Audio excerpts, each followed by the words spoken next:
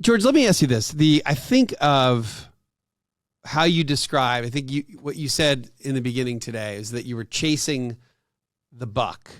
We don't necessarily use that phrase here in the United States all that much, but we certainly live that. It's very normal in America to be 100% about work. It's very, very normal to be all work, and we live for our work. And we actually look at Europe and we say that it's live to work here in the United States, and it's work to live in European cultures, if you will. But you're saying in the UK, similar to the US, where it was about career, making money, saving money. Is that, and what was your career, by the way? What were you toiling away at?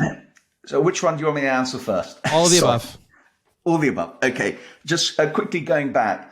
I lived in the States for 8 years, and I was brought up with a strong work ethic. It's perhaps not a very British thing, but to be fair, there's a lot of Brits who work very hard. But the Brits don't have the same work ethic as the Americans or North Americans. But that said, I think in North America, when people are working at jobs they love, it's not really work. It's hard work when you're working at a job because you need the money, and you're working at the job because of the money. And that's where it's very painful. And I think it's also very self-destructive if you're working in a job because of the money. Which, by the way, George, is extraordinarily prominent here. Absolutely. It is. I'm not going to say it's 98%, but it is 80, 90% of people would rather not be doing the job that they're doing. Well, I think that's the sad thing about it. And I don't blame them, because I would say that kind of in a good part of my life, I was doing that myself. Yeah. So, you know. By the way, what industry? Okay. I'm a maverick. I have worked in very different industries. I've worked in import-export. I've worked in marketing. I've worked in furniture design and selling to design centers across the US. I've worked in commercial real estate for 35 years, marketing for 35 years overall. That's kind of been my industry. And also I've been involved in funding and litigation for 15 years. And I've also been an author of 11 books. So I've lived multiple lives. And I suspect that's probably one of the reasons why I wasn't as disturbed about dying as I might have been. Because if you're living life to the max, if you're living several lives in one lifetime, then there's kind of less issue about regrets. I haven't regrets, or I haven't lived my life. Yeah. But that said, now I'm really living the life that I desire and want to live. Okay, so at 52, you had this whipsaw, emotional life whipsaw. And what did year 53 look like then for you? So did that force you into some sort of retirement? Was it a catalyst for you to rethink the plate spinning career that you had? Which, by the way, we understand this very well here in the United States, and I do, where it's not uncommon to have a couple jobs, a couple very real jobs, not side gigs, but full-time job number one, full-time job number two, sometimes full-time job number three. So we end up working just all the time. And it's not totally uncommon. It sounds exactly like what you were doing. So what was that next? Was there a big downshift, or was it just was it a massive change in what you were going to do with your time? Okay, that's a really, really good question. I took the slow lane. I decided that, okay, time is the most important commodity I have now, which I wasn't aware of. Because until then, I thought I was immortal. I mean, I know it sounds stupid, but I think the way we live our lives, we literally function as though we are immortal. And that's the danger, because we're not. And so we're living a delusion. So at 53, I decided the best thing to do is I retire, because that's what we've been programmed to do, right? Work stops, you retire. And I didn't even know what I was doing in retirement. I wasn't fully retired. I was semi-retired. And believe me, that sucked. So I thought full retirement, oh my God. Hold on, just to explain. So you were year 52, you were semi-retired, and then you went to fully by 53? No, I did not fully retire ever. I was semi-retired for 10 years. So what I was doing was, instead of having one thing that I was focused on doing, I was only doing what needed to be done and filling time doing things that I wanted to do. Like what? Playing golf, traveling, going for long breakfasts, long lunches, and sometimes long dinners. Doesn't sound awful, by the way, George. No. The first 6 months or a year, it's like, this is the life. And then boredom sets in because you're filling time. Yeah. You're not passionate. You're not invested in something with passion. And I got to tell you, passion is beautiful. Filling time, which you think is kind of a dream world situation, an ideal situation, is a nightmare. Hi, everyone. And I promise we'll get right back to the video. But in full disclosure, I'm affiliated with Capital Investment Advisors, which is a full service, fee only financial planning and investment management firm located right in Atlanta and Tampa and Denver and Phoenix, or wherever you are. And if you'd like to take your retirement planning or retire sooner journey to the next level, Capital Investment Advisors would love to help. You can find our team and schedule a time to chat right at yourwealth.com. That's yourwealth.com, or just click the link below. Okay, you're catching me fresh off of having coffee in a coffee shop for the first time in probably 7 years. I was in Tampa yesterday, and we had a meeting set up in a coffee shop at 10 a.m. So there was no real rush, right? 10 a.m., easy time. And I looked around and I thought, wow, this is cool. Like, I get why it was the perfect coffee shop scenario in a cool little area of Tampa. It wasn't a chain. It was its own little coffee shop with some character. And multiple people were with their headphones and their laptops, and they're clearly working. And then you've got me. I had a 4-person meeting, and we had an hour and a half coffee chat. I had an almond latte. It was wonderful. And I thought, no wonder people love these coffee shops so much. I totally forgot what it's like. Like, I get it. So you did that for about a year, and it was cool in the beginning. So you had what was that feeling like? Were you relaxed? Were you excited that you get to, tell me about the feeling of that, at least the beginning that was fun. The feeling is that I'm king of my castle. I've reached the pinnacle. This is what people are slaving away to reach. To be able to do. To be able to do what I'm doing. It's a great feeling. I mean, really, and enjoying that cup of coffee. I like my cappuccinos. I'm still an old school. I like my cappuccinos with no chocolate on. And, I'm thinking to myself, damn it, I'll have some pastry as well. Go on, bring it in. I want it. It's like, this is it. You've reached the pinnacle because you're now king of time.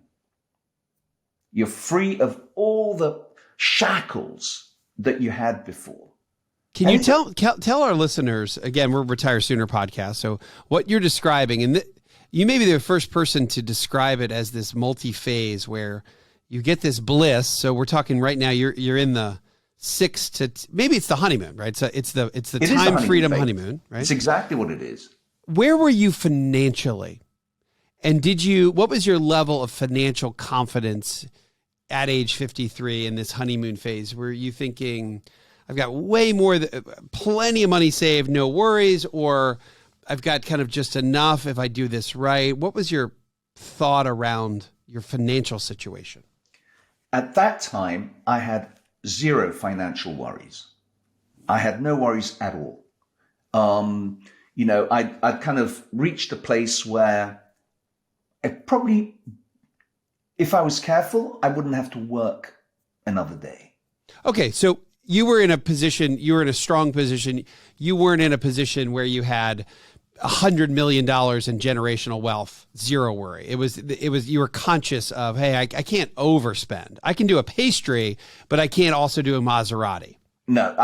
Listen, truth be told, that is how I felt. But the reality, of course, is that what I didn't know then, which I know now, is that 96% of the US population will outlive their savings. That is based on Charles Schwab saying that retirees need about $2 million savings, total savings, to retire reasonably comfortably. This is pre-Trump, pre-pandemic, pre-Ukraine. Factor all the rest in, I reckon even 2 million is not going to cut it. So then you look at how many people in the United States have assets worth 2 million, right? It's like 2%. So to be conservative, I add another 2% and I work out, take 4% away from 100, 96% of the population. Let's be even more conservative, 90%. 9 out of 10 retirees will outlive their savings. So longevity has destroyed the pension equation. But the money is a side issue here. It's not even the number one issue. The two main issues are, right? I think I'm jumping the gun here, but I did a survey of 21,000 people, aged 55 to 75. 55 to 75, 21,000 people. 21,000 people in North America, the UK, Australia, New Zealand, the English-speaking world.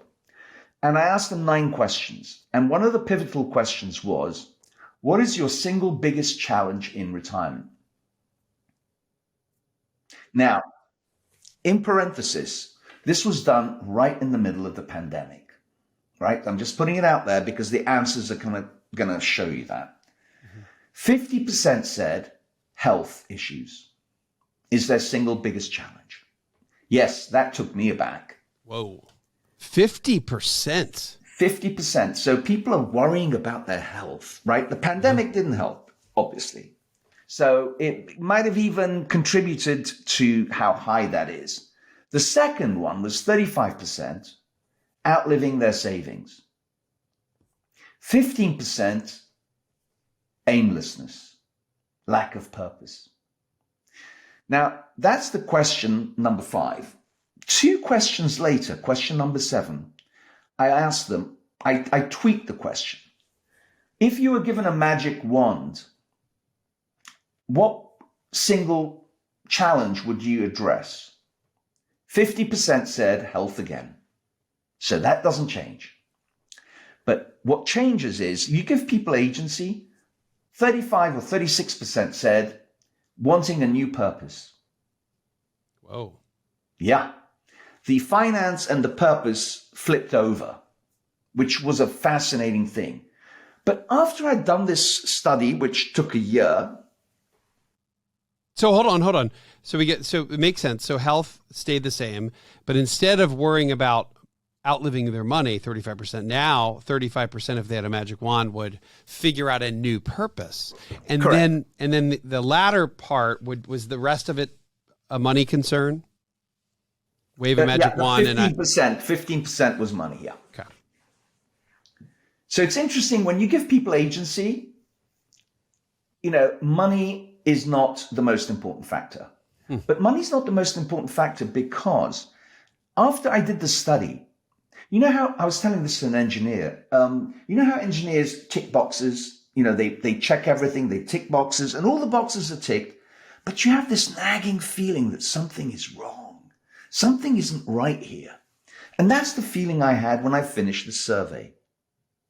And I realized that when I came across a quote from Henry Ford, who said, if I had asked people what they wanted, they would have said faster horses. Isn't that brilliant? Yeah, that is brilliant. And here I am asking people, what is their single biggest challenge in retirement? And they're telling me what they think. And they're not wrong. They're absolutely right. That's what they think. That's what they believe. But here's the point. They don't know what they don't know. And that's where I then had to backtrack and ask myself, what is the real problem here? Now, we're not talking about the symptoms. What is the real issue, the underlying issue here? And the underlying issue, it came to me by process of elimination, is that just like, and I always come back to the Russia-Ukraine war for some unknown reason, the first casualty in war is the truth. Why? Because propaganda kicks in. Sure. Right? That's just the nature of war. The first casualty in retirement, which nobody recognizes because it's kind of hidden, is loss of identity. Who am I now? And that loss of identity is like a virus. It's like a termite in a house. It eats away at the staircase. And you don't know. You go up and down that staircase every day. Nothing's wrong. And then suddenly, boom, it caves in. So hold on. So so you're doing this survey. What age were you at this, doing all this work? Oh, really good question. We've been going backwards and forwards. I was semi-retired for 10 years. So I picked this up 10 years into semi-retirement, and I was getting increasingly weary, stressed out. I was losing my self-confidence. I book, lunch or dinners with people, and they cancel on me because they're busy doing something else. And I go, oh my God, I'm not a priority anymore. So right? Yeah, so this is a new topic for us because you're talking about not just I guess it's not just purpose here. Identity is a deeper, fundamental human feeling than purpose, isn't it? Or am I? No. No. No, I mean, I'm glad you're making this point, because what it is that for me, I've worked backwards, but just process of elimination. You go for the obvious things, and then suddenly you realize, well, this is not it, which is the survey. Then I end up, because purpose was an important factor here. And then I realize it's about identity and purpose, and they're interlinked. They're interlinked. That does make sense. Okay. But hold on, just to describe to our audience, the issue you're seeing here is that you're starting to lose, particularly for such a work-based culture, right? Whether it's UK or it's here, and is that even though I can be busy and I can have plenty to do, my value in the world is no longer what it used to be. And that is psychologically really difficult for a lot of people. Is that what you're saying? Absolutely. And the higher you up in the totem pole, the worse it is for you. Yeah. If you're a CEO and the next day you're back at home, that's harsh. And for those of us who are not so high up the totem pole, there's a relief that there's karma in life. I'm not doing so badly. But the thing is, if I can just take a step back, let's take a helicopter view. Yep. We talked about money. We're going to outlive our savings, right? What's the next thing that goes wrong? I want to focus on this, on identity first. The identity issue is that we go through a transformation, and we've lost this idea that we go from adolescence, we transition into adulthood. We are prepared for this new immersion into adulthood. We go to college, we do all the stuff, and we know when we move into adulthood that we need to let go of our adolescence, right? It's not easy, but we do it. Yeah. I guess we're supposed to do that. Exactly. And most of us are now doing work that we don't enjoy, but because it puts bread on the table, we're on it. And we spend most of our life doing work we don't particularly like, but it puts money on the table. We get good at it. We build an ego, an identity around it. Okay. And then we get to the stage where you retire, or you get to a place where I am, you confront death, and you have to change how you think, because this is a really hard, difficult place to be. Think of the caterpillar, cocoon, butterfly effect, right? The caterpillar goes into the chrysalis and it breaks down into caterpillar juice. Not an easy job. This is painful. This is difficult. To be reconstituted into fractals to become a butterfly.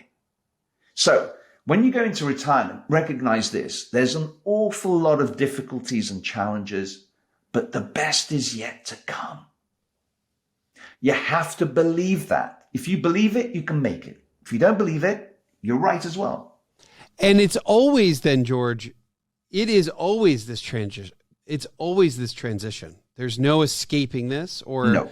Does your work help us get through that metamorphosis in a more informed way? And what is that? Is that?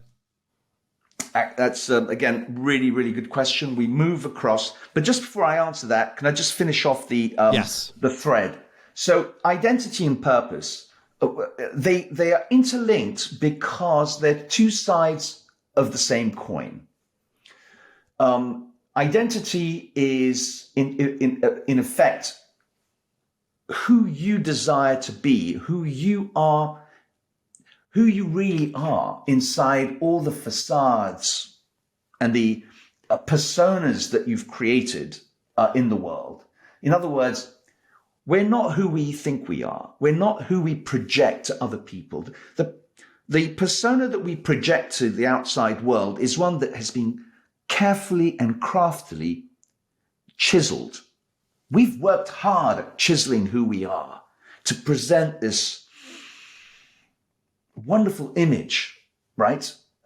Sure. And again, it's an image. It's not real, because the real person behind that is vulnerable, right? Is a warm human being with feelings. Right. And we do not display that, because if we do that in the outside world, we've been taught, and it's our fear, we'll be crushed.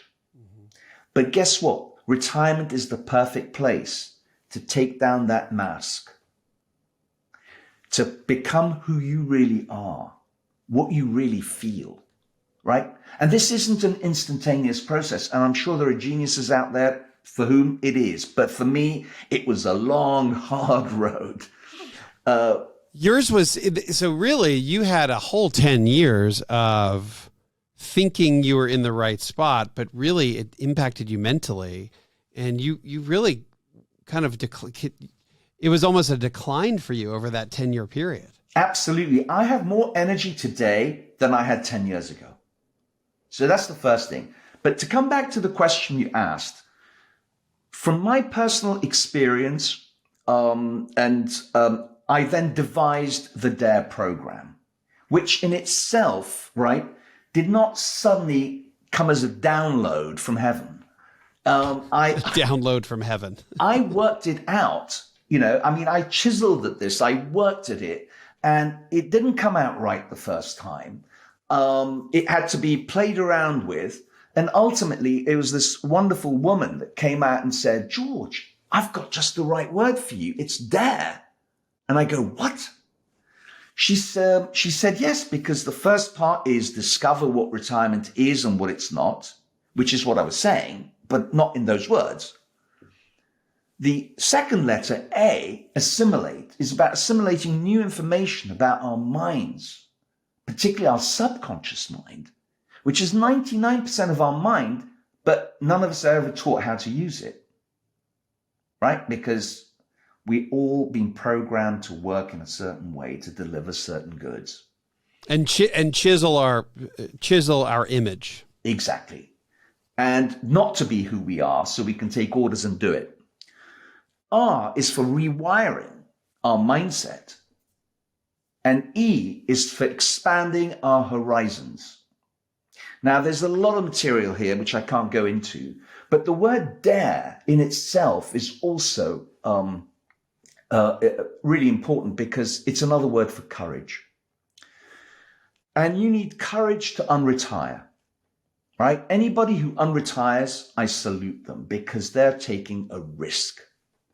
They're taking a risk from being in the safe place, which, by the way, of course, we know is not a safe place to be because you're a plankton and you're going to be eaten. It's over.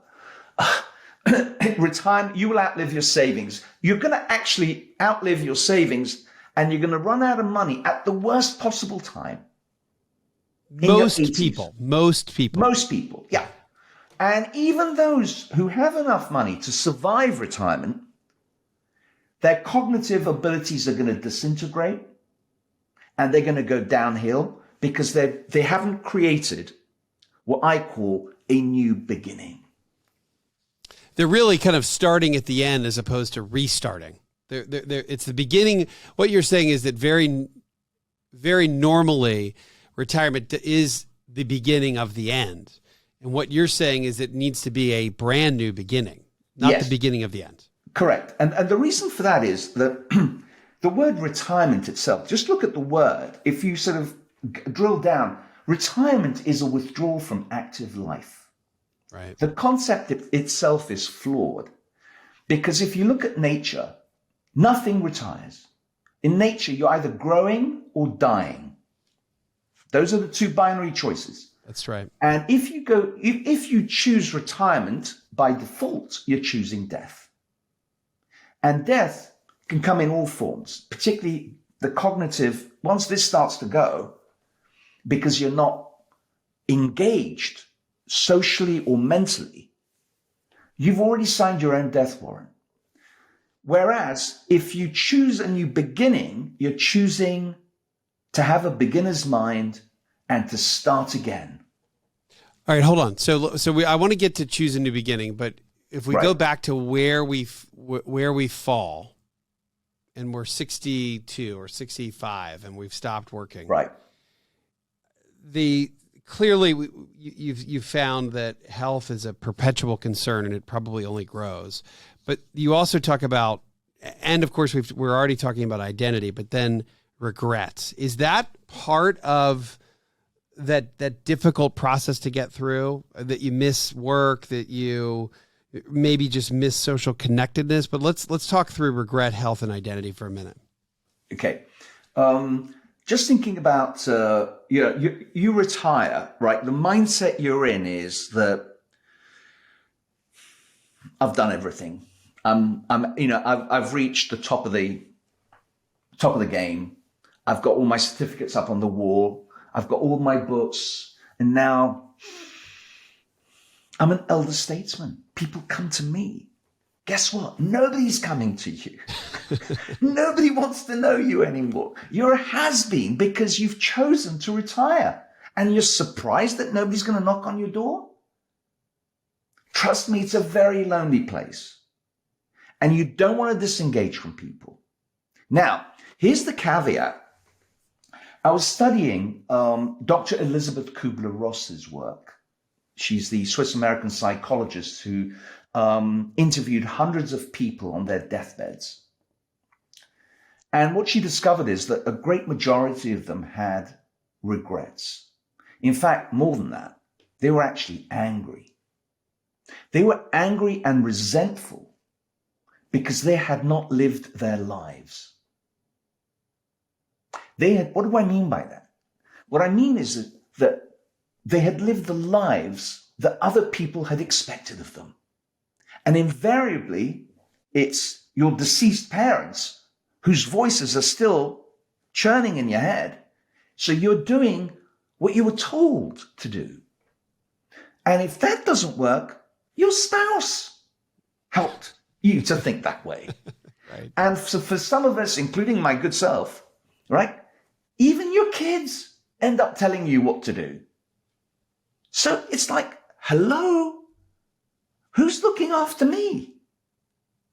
I'm not standing up for myself. I'm supporting other people. Yes, love is really important. And listen, I'm a family guy. I love my family to death. Well, close. But you know what I mean?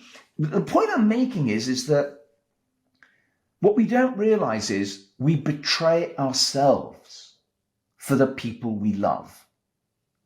And the danger here is this, that on your deathbed, you'll be kicking yourself. Because guess what? The truth of the matter is this. We've all heard the adage, love your neighbor as yourself. It's an equation. Love your neighbor as yourself. So here's my question to you. If you don't love yourself, how can you love your neighbor? And therein lies the problem. That we end up, well, if we go back to this thought of regret, is it that, so we're listening to what our parents told us to do, what our spouse tells us to do, what we think we're supposed to do, and we regret that we didn't take chances, or is it that we regret that we didn't live the last 20 and 30 years doing what we wanted to do because we were stuck in a retirement quagmire and just were slowly sinking? Is that so much of the regret? The regret is that we succumbed to our fears. Fears of lack of money, fears of rocking the boat, fears of my spouse will leave me if I do what I want, fears that I'm going to upset my kids. And it's about putting other people's needs before ours. And ultimately, here's the question.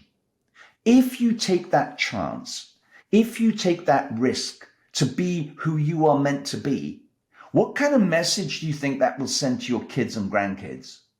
See, Grandpa took a chance at the age of 68 and started a new business. He took a chance and he actually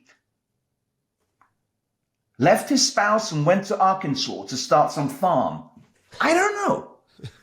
Wait, George, you didn't move to Arkansas and leave your wife, did you? Not yet. We haven't got there yet. But my point is that nothing is off the table. But we do. So culturally we do, whether it's in the United States or it's in the UK.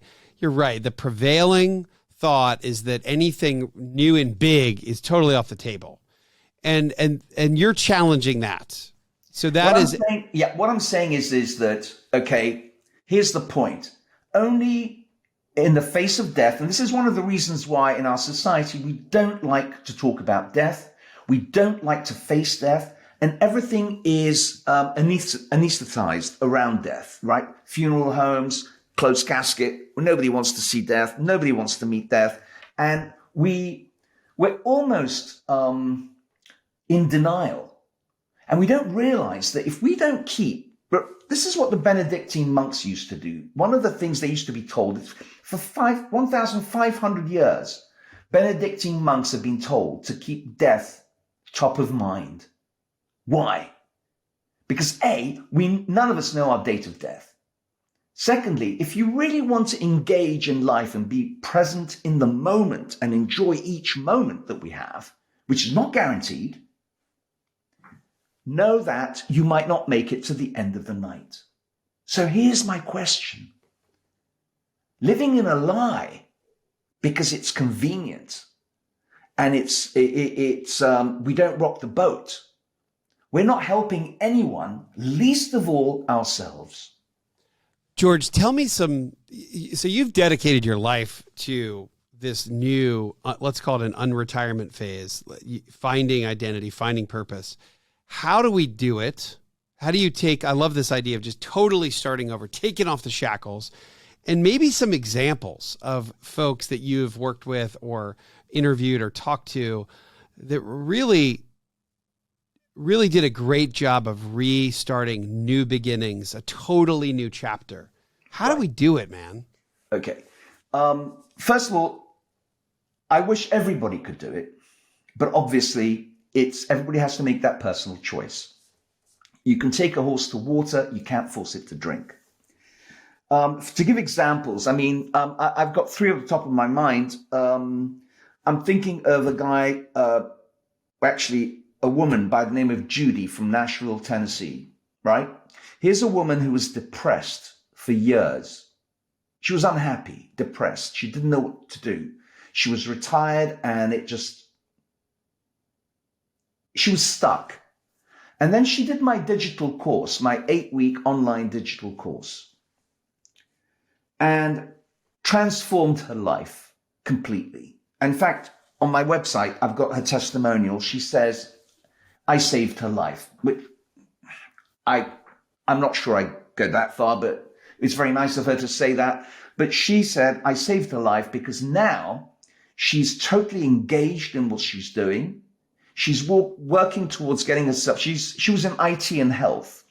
And I don't know, for 6 years or something, she was like drifting, going nowhere, very depressed. Everything semi-retired? I don't know if she was semi-retired or fully retired. I think she was sort of fully retired.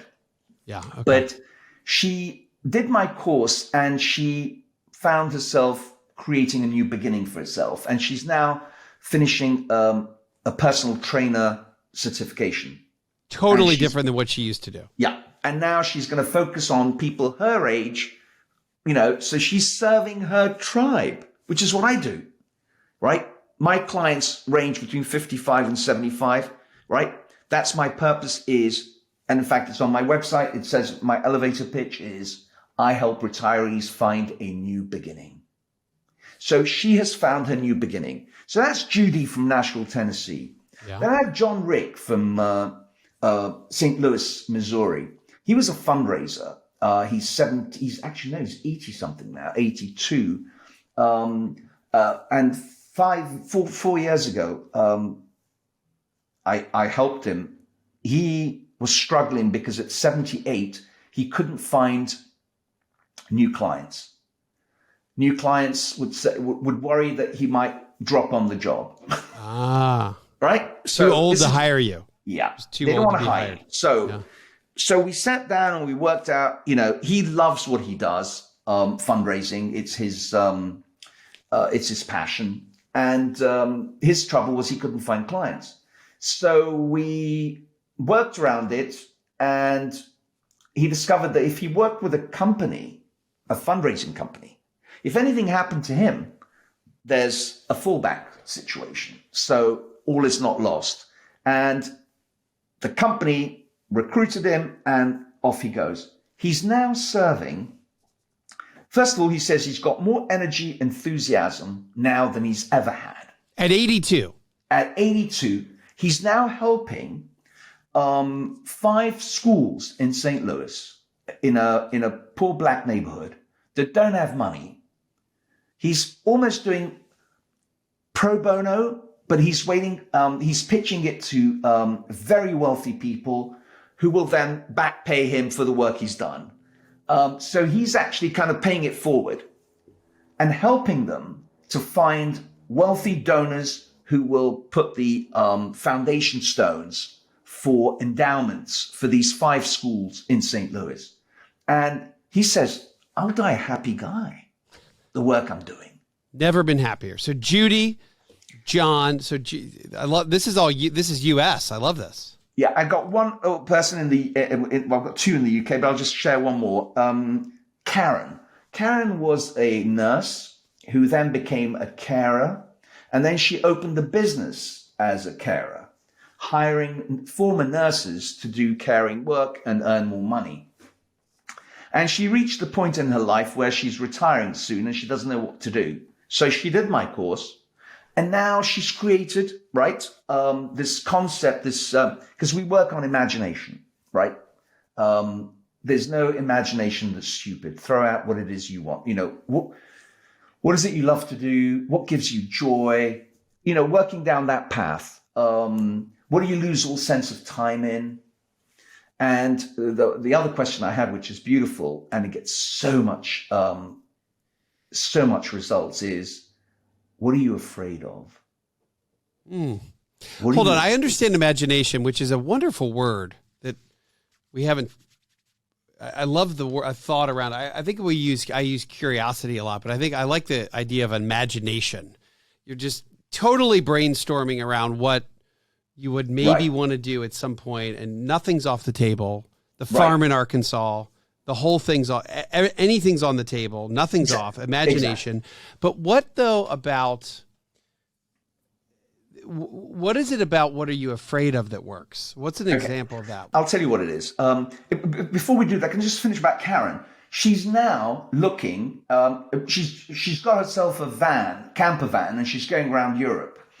Visiting her dad in Spain, and she's doing all the stuff that she was going, people think about doing in retirement, but never get round to it. Guess why? They have identity issues they have to deal with, and that goes on the back burner, and before you know it, they're in a nursing home, and it's over. It's over. So you've got to do it. So Karen's running around Europe in a van? In a camper van, but wait, in a luxurious camper van. But wait for this. But her sort of dream is now to have a kind of health center in a large field near the sea in Norfolk in the UK, and have holistic pods around the center where people in that sort of health and wellness can come and rent for their clients. And, and she's going to have, she's going to make honey, she's going to make various stuff, but she's got this wonderful thing, and, she's going to sell out. She was afraid one of her daughters, who's on her own, would feel bad that she's leaving her. And I go, well, might she not join you? Why is it that see, this is what parents do. We do it for other people. But again, if you think big, they'll come with you. So here's the thing, you're turning things around.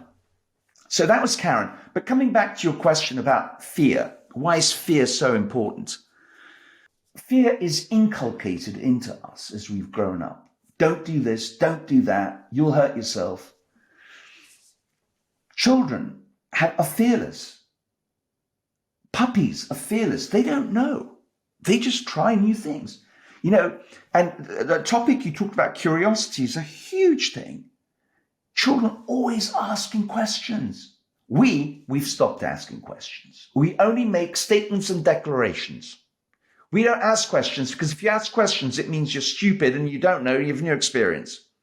Get real.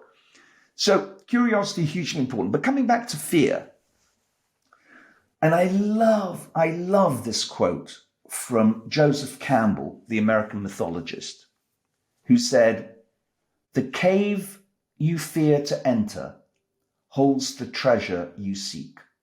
I'll repeat that. The cave you fear to enter holds the treasure you seek.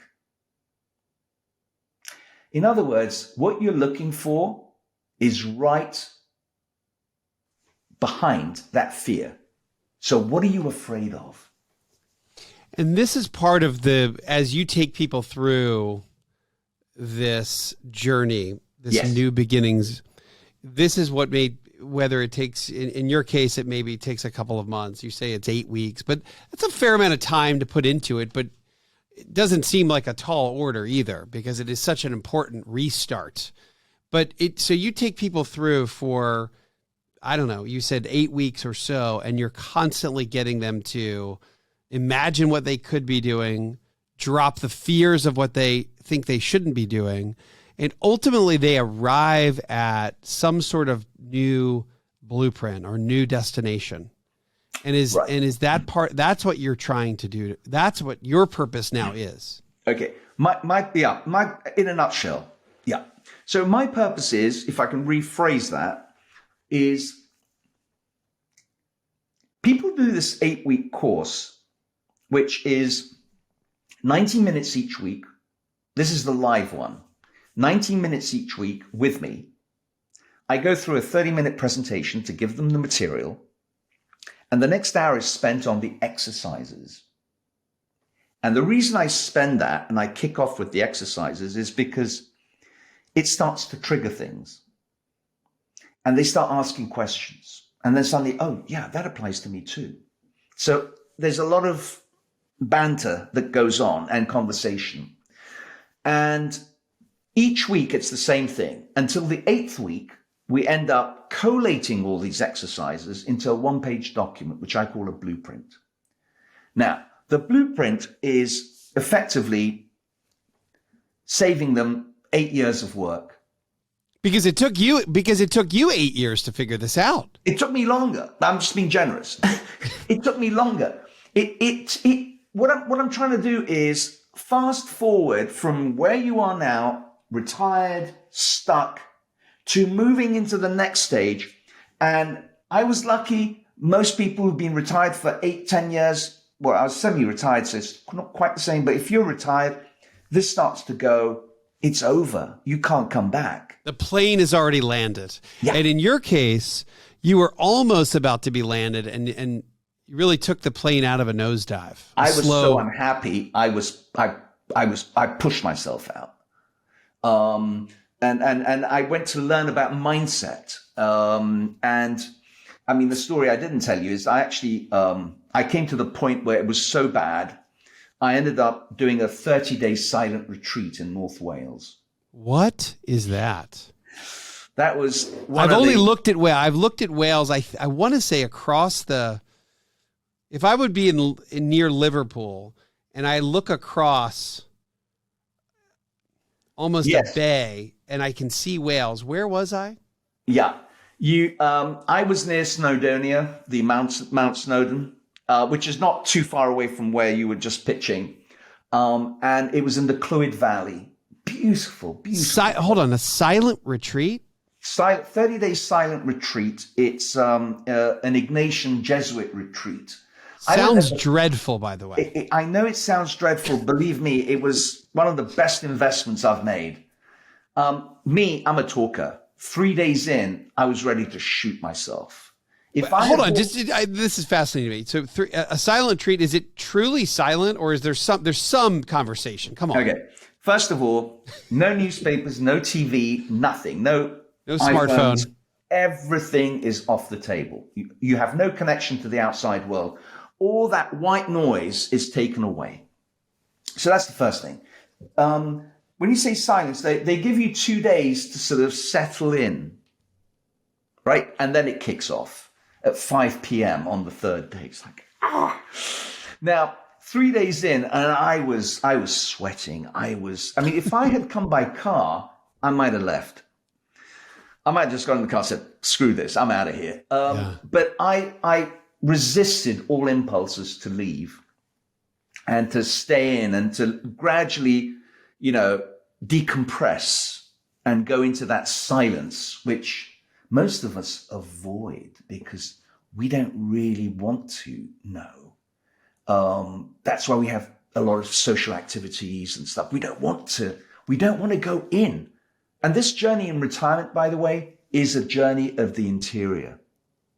There's a galaxy inside you. You've no idea. You haven't even touched it.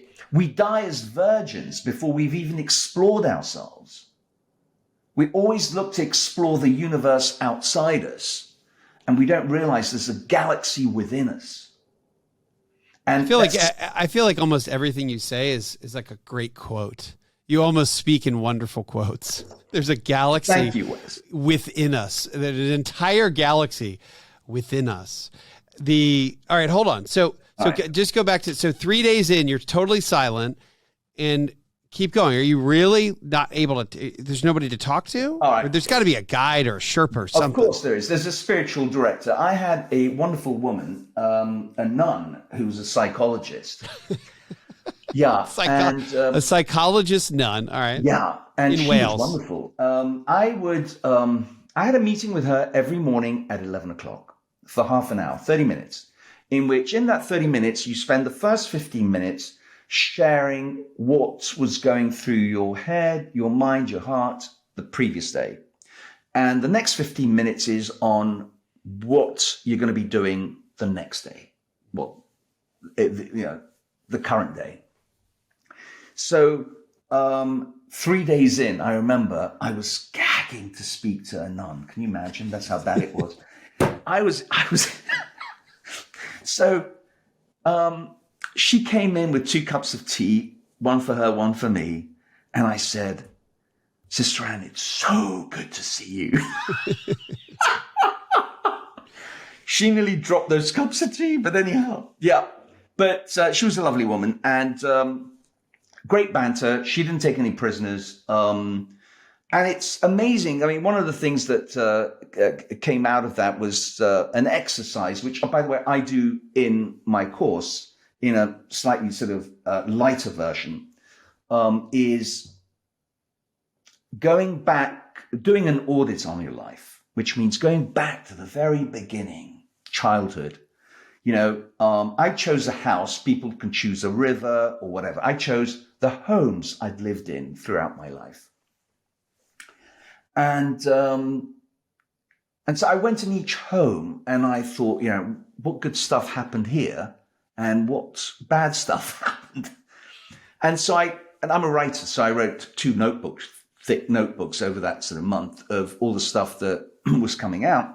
And I wrote it, and I was able to then go back and look at at what I'd written. And I recognized that none of the good stuff that happened in my life could have happened without the preceding bad stuff. In other words,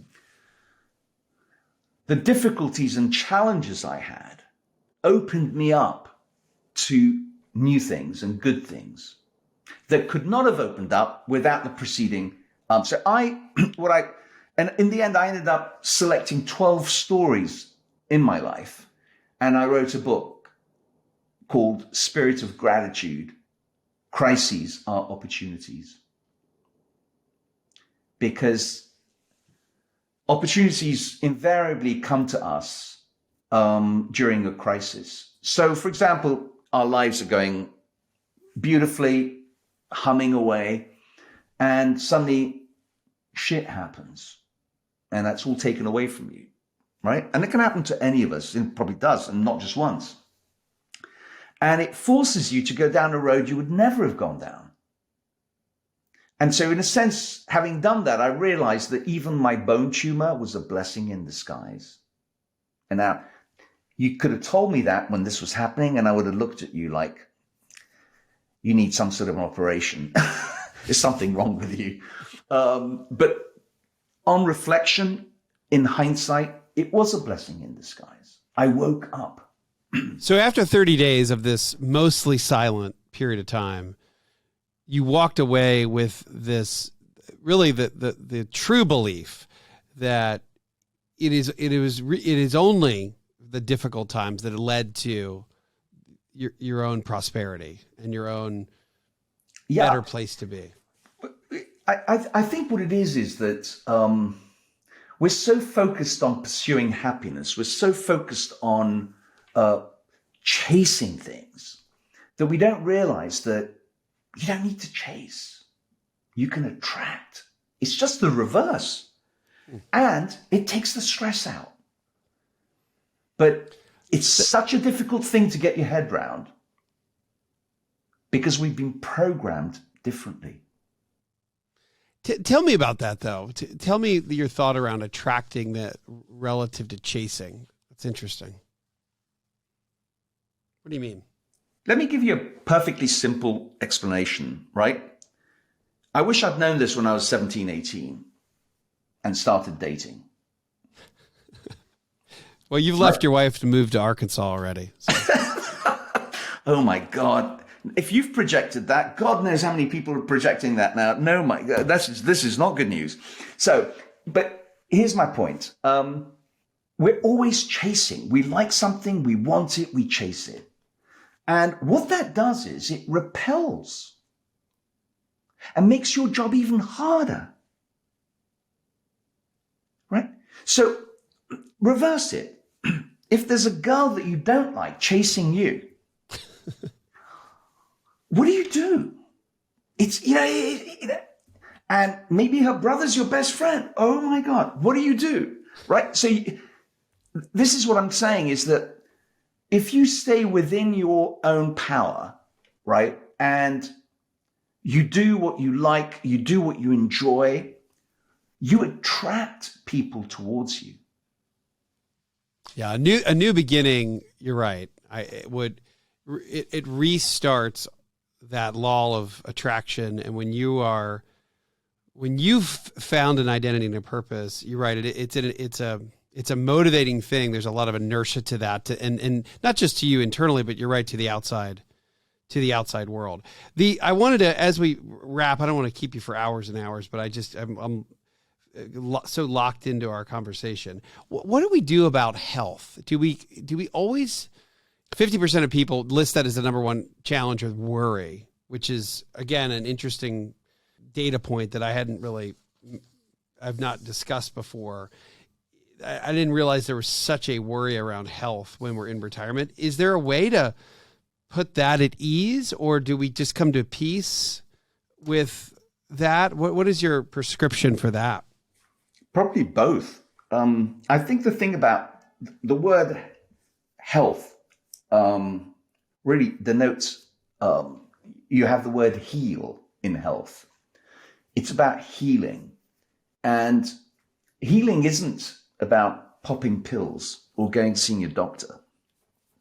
And in retirement, we have a lot of time now to worry about health because we've got so much time. What do? We're not worried about money. We're worried about health because our conscious mind is open 10 hours a day. Our conscious mind is open, say 10 hours a day. Our subconscious mind is working 24/7. And if it's not focused on solving problems, creating stuff, doing positive things, it will do the reverse. It will create problems. So when we have time on our hands and we're not focused, we'll start to look for problems. And so my point is that if you're mentally and socially engaged, you won't have to worry about your health. It's going to look after itself. So that's the first point. The second point is that loss of identity in retirement, right? We're talking about mental health issues, emotional health issues, psychological health issues, spiritual health issues, and all because you don't know who you are now. But if you create a new beginning, you now have a whole new life ahead of you where, you might not have the energy that you had when you were in your 40s, but guess what? You're going to have a different kind of energy, a kind of spiritual energy. You're moving from knowledge to wisdom. You're moving from role to soul. You're in a different place. And it was Cicero, the Roman philosopher and senator, who said, "Old age is the crown of life, our life's last act," which means the best is yet to come. But we live in a consumer society where if you hit 30 or 35 in California, you're over. Your life's over. It's finished.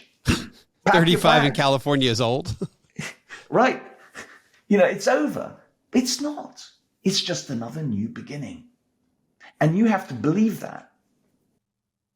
How much fun do you have doing these courses as we wrap? You do these well, obviously you do them via Zoom or online, but you're there for these, or this is something, a self-study? No, there's three. I have three courses. The first one is a 1 hour taster course. So people, can jump in, have a look at it, feel it, look under the bonnet, see if they like it. And then they can move to a choice of the next two. One is a digital pre-recorded version of the 8-week course, including how to do the exercises. It's all videos. It's already packaged. And that's at $195. So nobody can say, I can't afford it. Sure. Listen, you've got another 25 years to go. Are you not worth $195? What is wrong with you? Yeah. So I made it so that nobody could use that excuse. Sure. But I also have my live. When I say live, it's live on Zoom. Sure. I don't have any lives because it's just not economic for anyone, not me or the client. And the live ones are fully engaged, 90 minutes each week for 8 weeks.